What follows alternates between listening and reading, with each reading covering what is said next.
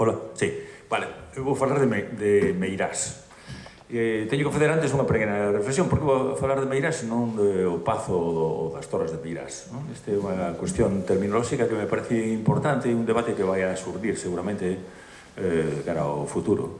Recordade que, bueno, a historia de Meirás é unha historia dobre. A historia do seu primeiro propietario, bueno, non exactamente o primeiro propietario, pero sí a creadora, que é Emilia Pardo Bazán, e despois a propiedade que pasou a Franco, non? Entón, imos a toparnos con que a historia deste edificio, desta propiedade, vai a pasar por, digamos, dúas, emprego unha palabra así un pouco forte, fantasías creadoras, completamente distintas, evidentemente, porque unha é dunha muller, Emilia Pardo Bazán, unha escritora de renome e unha muller adiantada ao seu tempo en moitos dos seus factores. En cambio, a outra é a recreación dun ditador sanguinario, vale? máis que da súa muller, Carmen Polo de Franco, non? Vale, entón esta dualidade é a que teño que falar dela, esta doble dualidade, esta doble fantasía recreativa que, curiosamente, teñen un aspecto común, ainda que é completamente diferente, e un pouco son arcaizantes, tanto os dous modelos, agora de enfrontarnos con a creación das súas residencias, pois teñen unha perspectiva, do punto de vista ideolóxico formal, pois arcaizantes medievalizantes, no sentido de que é o modelo que escolle doña Emilia, é o modelo de torres medievais, ainda que teñen un aspecto completamente distinto a unha torre medieval, pero sí ese modelo de torre medieval é o modelo que escolle Franco e os seus, digamos, colaboradores, é o modelo de pazo señorial, non? Vale.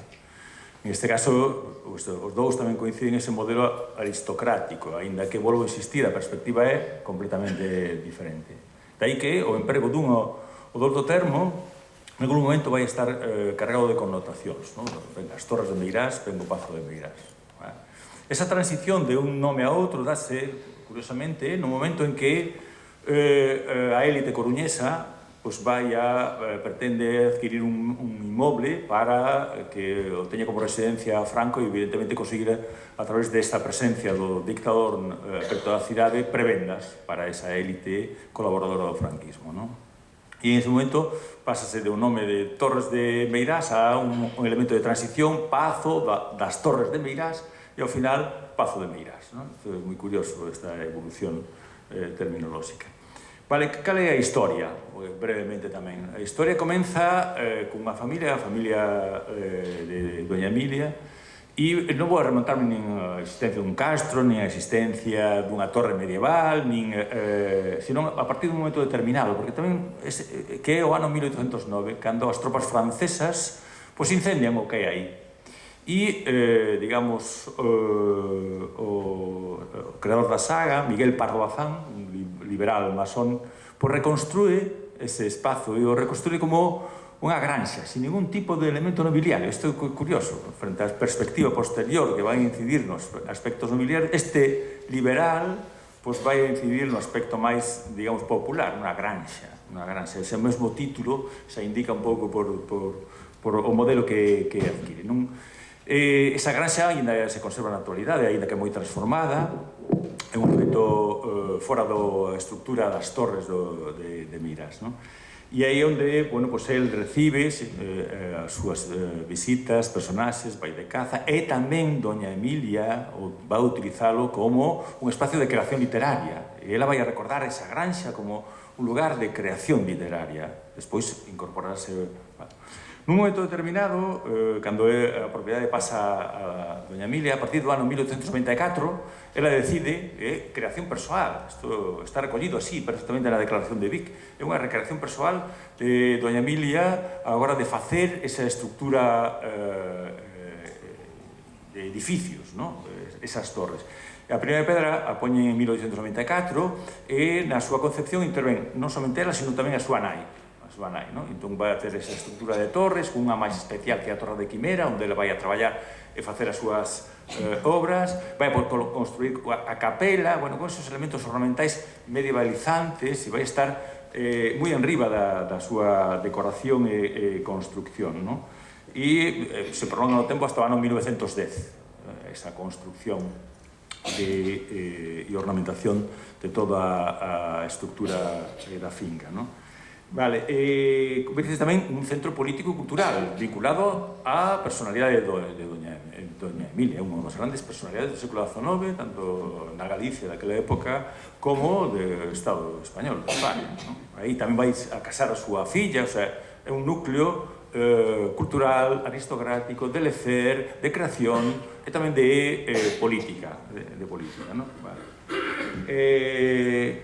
Vai a ser as Torres Meirás, ese o seu modelo, ata o ano 1921, cando morre, e os seus herdeiros xa non teñen esa mesma inquietude que ten ela por o seu uso cultural e vivencial, sino que xa están noutro modelo de vida e prefiren estar máis en Madrid con San Sebastián, con a élite dun período moi concreto da historia de España que vai a coincidir xusto cando se reabre en 1923 coa dictadura de Primo de Rivera. Entón tamén secundariamente este centro vai a ter outro aspecto político diferencial, porque podemos englobar a Doña Emilia nese liberalismo, bueno, vale, non me meto máis, en fin, non me meto máis.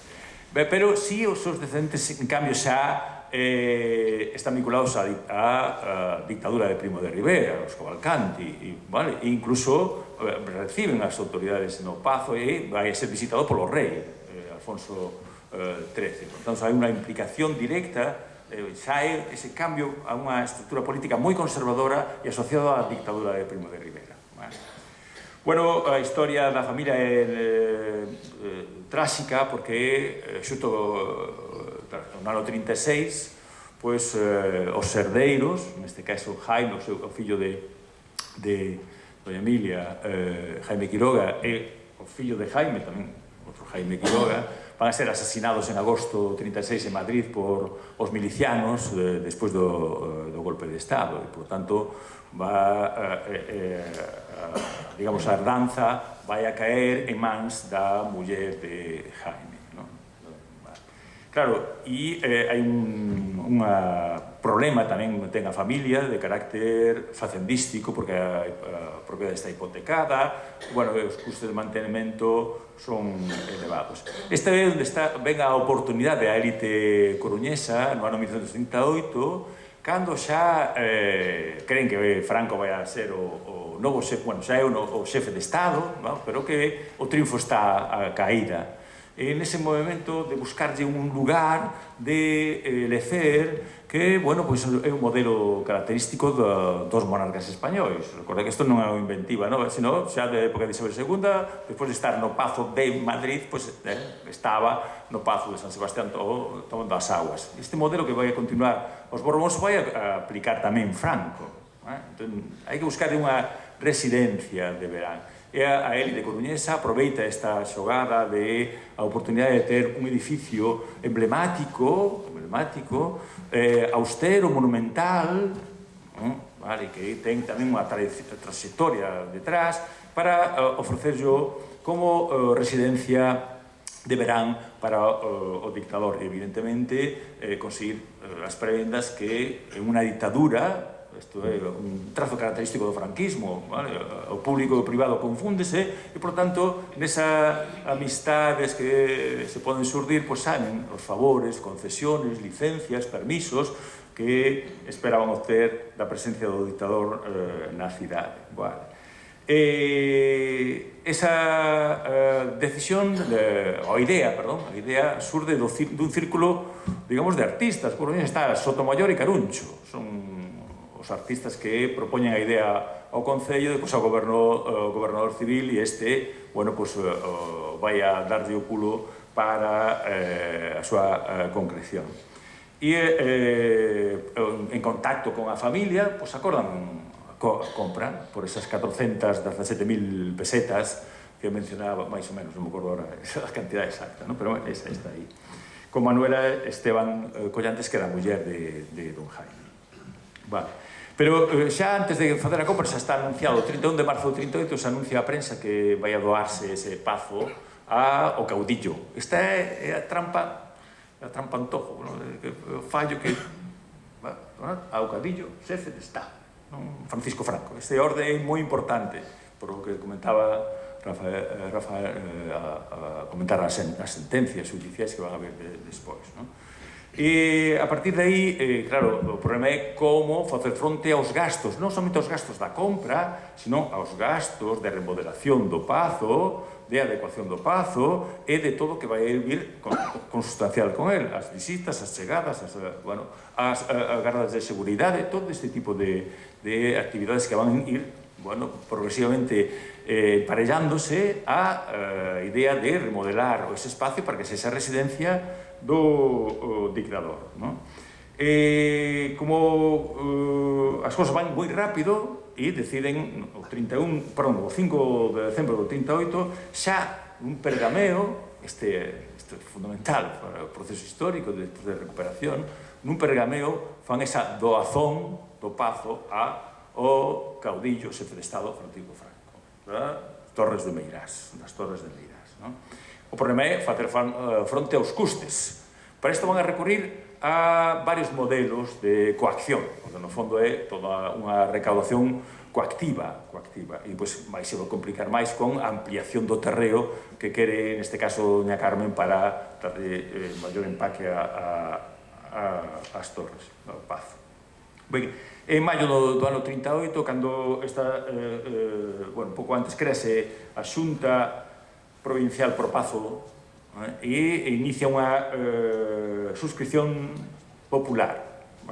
Non somente unha suscripción popular, sino tamén que peticións ás arcas municipais dos diferentes concellos da provincia, non somente isto, sino que tamén como é insuficiente o que se recauda con esa suscripción popular, a retirada nas nóminas dos funcionarios empregados das diferentes empresas da provincia, doativos medio forzados, multas, requisas, todo ese tipo de instrumentos coactivos, porque é insuficiente para facer fronte aos constantes gastos que se van incrementando, non somente con o que os comentaba da propiedade, sino tamén a remodelación e tamén os gustos de doña Carmen, que vai a ir remodelando e ampliando un pouco a estrutura da propiedade. A isto hai que engadirlle a incautación forzosa de diferentes parcelas e de casas limítrofes, incluso de unha estrada pública, que é un camiño que está por dentro da propiedade, que para darlle unha maior ampliación á finca, que pasa inicialmente, só ten 66.000 metros cadrados aproximadamente, e pasa a ser de 108.000 metros cadrados, para que sabes este tipo de ampliación, máis todos os gastos de mellora das estradas, mellora do xardín, todo o que pensedes, iso vai ir recaendo nesa xunta pro Pazo, vai a fracasar, evidentemente, vai a quebrar, pero serán, vai a recoller os concellos, a Diputación, a Comisión de Obras do Exército, todo este tipo de organismos públicos teñen que facer fronte a todo este tipo de cuestión. E é un espolio continuado, porque non é unha cuestión que só se faga no ano 38, sino que ao longo de toda a presencia do dictador, a vida do dictador, o Estado, ben a través dos ministerios ou ben a través dos concellos ou das diputacións, terá que facer fronte aos constantes gastos que se van facendo neste caso. Só mencionar unha cuestión vinculada tamén con este espolio, que está vinculada con esa recreación fantasiosa que está facendo doña Carmen Polo de Franco, que, na súa mente, unha interpretación persoal, considerase a dona de España, non é a raíña, pero é a dona de España, xa que é a muller do dictador, e pronto quere darlle empaque a esas torres, un empaque historicista, vou insistir, e pronto vai ir rapiñando elementos monumentais e patrimoniais, que dende, as estatuas do Mestre Mateo, pasando por escudos, hórreos, cruceiros, escalinatas, de pazos, de casas nobiliarias, de toda Galicia, que aparecen aí, ven como donativos, que non se sabe moi ben, se sabe moi ben, pero donativos forzados, ou gustos que as propias autoridades, nas visitas que fai esta muller por determinados concellos, lle gusta un determinado cruceiro, ese cruceiro acabará aparecendo nos xardíns de Meirás. Isto é importante porque eses elementos van a configurar todo un novo modelo de residencia e é necesario comprendelo porque na derradeira sentencia deste ano, cando estaba en xogo a propiedade dos elementos que non son inmobles, sino elementos mobles, os cadros, os elementos, bueno, pois a propia sentencia está dicindo que foron parte consustancial do pazo, non son propiedade privada, non, son parte consustancial e que ven por a categoría de xefe de Estado que tiña o usuario desa propiedade. Entre eses elementos, recordar que está tamén a biblioteca de doña Emilia Pardo Bazán. Bueno, este, digamos, modelo de Estado, modelo de residencia, de creación fantasiosa de doña Carmen Polo, tamén ten o seu correlato oficial. Vai ser a residencia estival do dictador, onde vai a celebrar consellos de ministros, onde se van a tomar decisións estatais e, por lo tanto, se convierte como unha residencia estatal, mantida polo patrimonio do Estado. E todos os anos, a partir do ano 46, hai Consello de Ministros, hasta o derradeiro ano da súa vida. Por tanto, é unha residencia oficial do Estado. Isto convén destacarlo porque eso tamén o destaca a sentencia que vai permitir a recuperación dos elementos. Ben, despois da morte, hai ese incendio do ano 78 que racha un pouco xa ese, a partir de aí, como elemento patrimonial, non me dá tempo a comentar, pero hai un certo, digamos, abandono, e hai que comprender tamén a época na que estamos, eses anos 70 e o ano hai a promulgación da amnistía xeral do ano 77, unha especie de punto final, un pouco de esquecer o pasado e de continuar. Entón, bueno, pois esa situación os herdeiros de Franco disfrutaron tranquilamente do pazo ata un momento determinado en que cambiaron os tempos. E ese cambio iníciase no ano 2007 con a Lei da Memoria Histórica, pero non somente con a Lei da Memoria Histórica. Hai outros cambios moi importantes, non somente do tipo político, sino tamén intelectual, asociativo e reivindicativo. Isto coincide xusto neses comenzos do ano do século XXI. Temos a Lei da Memoria Histórica, sí, pero tamén temos o bipartito da Xunta, con Pérez Touriño e Quintana, e o cambio tamén no Concello de Sada no ano 2007, no que, perde ese alcalde innombrable franquista e, aparece Abel López Soto, alcalde de Sada, que vai iniciar un proceso fundamental, a primeira pedra fundamental dunha tarefa que é conseguir que sexa declarado Vic, o Pazo de Meirás, as Torres de Meirás. Esa declaración é moi importante no comenzo de esa loita por recuperar ese patrimonio histórico.